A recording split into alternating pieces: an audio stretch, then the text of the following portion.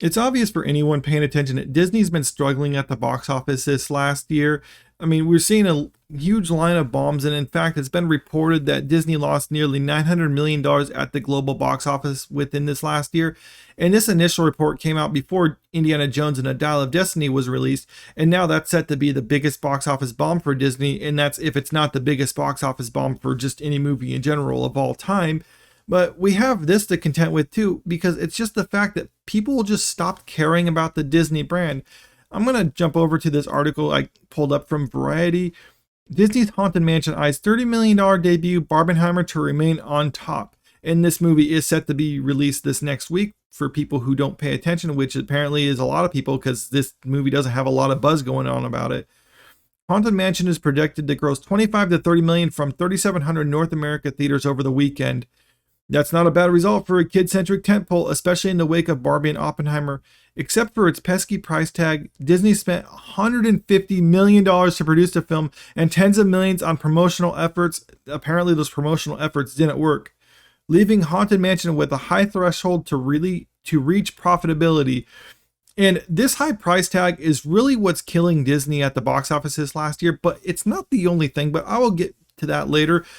Jumping further down into this article, it does talk about this other example. Another spooky movie, A24's violent thriller Talk to Me, should generate $4 to $5 million when it opens in approximately 2,300 theaters across the US.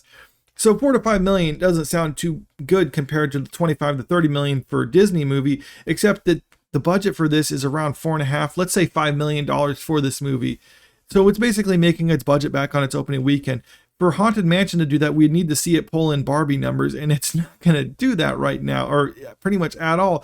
And this movie with from A24, Talk to Me, I mean, I know it's a different audience, but the whole methodology is still the same. You spend a little bit of money, you have a chance for a greater return of an investment. Because if this movie made like $50 million, which is not unreasonable for a movie, especially a scary movie that's released really to wide theaters like this, that means it took in about 10 times its budget or 10 times return on investment.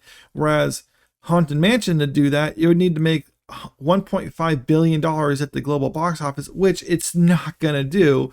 So you're going to make more dollar for dollar, but a business can't run on just dollar for dollar. It has to look at the return on the investment.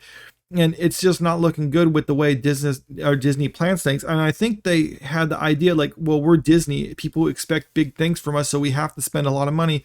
And that's not really the case, I don't think. People just want to see a good movie, and they don't care if it costs 10 million or if it costs 110 million. As long as it's something enjoyable, then people will actually come out to see it. And no one really wants to come out and see their movies right now, or at least no one's talking about it. Part of that also has to do with the fact that Barbie and Oppenheimer are basically taking up the whole conversation right now. So this is really just releasing at a bad time. The only hope they have for it is if there's actually good critic word of mouth about this. And we're not even seeing that now.